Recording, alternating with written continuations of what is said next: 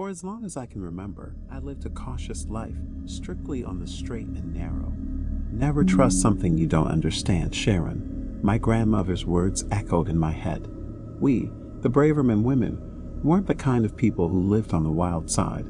We never took chances, no risks for us, ever. It is fair to say that we didn't embrace the name Braverman as we should have, but we weren't men after all. Maybe it was best to leave the bravery of life to the men. That is what I thought until I met Jonah.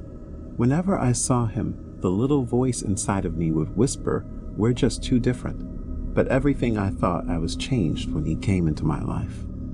I discovered a new version of myself, one that didn't live in fear of the unknown, but instead embraced it. I liked the Sharon that he turned me into. She was a Braverman woman who tiptoed on the wild side fearlessly. Jonah could get me to try things that I have never considered. However, I'd be lying if I didn't admit that I was reluctant when he suggested we break into the old Brooklyn home at night. The house had been left untouched for more than a decade after the whole family was viciously murdered there. People walked nervously past the house as if it possessed a murderous embodiment of the horrific crimes that took place within its walls. Small children were scolded by their parents if they even thought about approaching the house.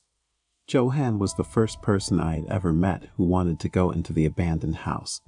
"Come on, Sharon," he begged with a big smile, knowing very well that I wouldn't be able to resist these charms for very long. Looking back, my grandmother was wrong. It isn't the unfamiliar that we shouldn't trust. It is the unease in our guts that we shouldn't ignore. We arrived at the house on a Thursday night. It was as ordinary as every other night in the small town where we lived. Even as we approached the porch, I felt an unwelcoming presence.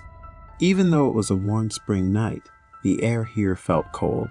The porch creaked as we walked to the front door, whispering words of warning that were ignored.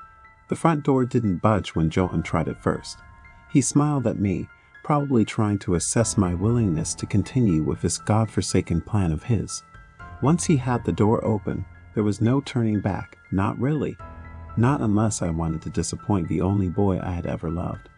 The air inside the house seemed different, thick, and suffocating. The rooms were dark and stuffy. Finally, we settled ourselves in the living room. Even though I felt uncomfortable when we came into the house, sitting here with Jonah, I felt exhilarated as the moonlight fell on his beautiful face. I assumed our night of romance would begin, but instead, he gave me a mischievous grin and said, "Look what I have." Since the room was dark, I wasn't sure what was in the box that he held, but it seemed heavy and bulky. It was only after he placed the board in front of me that I realized what it was.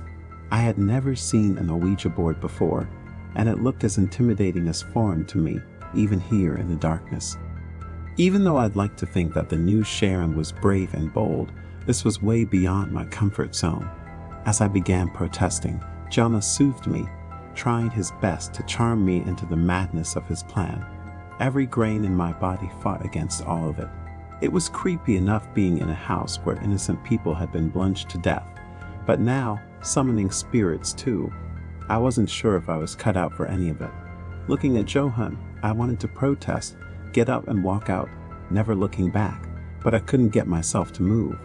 My feelings for him had weakened and possessed me, causing me to ignore the voices screaming for me to get out. The wood felt smooth and cool under my fingers. The room was silent, except for the sounds of the candles burning festively in my beating heart. I felt sweaty and nauseous, but I closed my eyes and told myself that it would all be over soon. When the planchette started moving, I thought Jonah was behind it.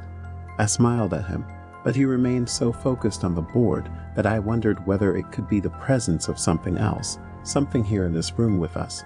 The planchette moved swiftly from letter to letter as it spelled out murder. I inhaled sharply as it continued, airy. Can't really explain it. But suddenly I was no longer filled with fear. Instead, I was filled with sympathy. I felt sorry for the spirits sharing their stories, murdered in their sleep. The most brutal act while you are at your most vulnerable. It was only when the planchette kept moving over the letters, repeating the word murderer over and over again, faster and faster in a more frantic motion, that I started wondering whether perhaps they weren't sharing their memory, but rather warning me. Could the Ouija board be part of his ritual? I wondered, feeling my fingers shiver on the planchette. When I looked up at Jonah, my suspicions were confirmed. He looked at me in a way that he never had before. The handsome, lovely boy that I had fallen so hard for was consumed by a cruel, sadistic animal. I wish I could say that I was smart enough to escape the madman that had lured me here, but that would be yet another lie. As I lay bleeding out, I saw an old photo of the family that had lost their lives here. In the very center was a young boy, smiling, happily full of hope. Now, I realized that it was Jonah. There is no longer day and night. Time exists differently now. I await with the hopes that I will be able to help an innocent girl. I know it's just a matter of time before he brings another unsuspecting girl who had lost her heart here. When he does, I hope I will be able to warn her and guide her to safety. Maybe one day he will bring the right woman into this house, one that will finally end all the torment that has been suffered here.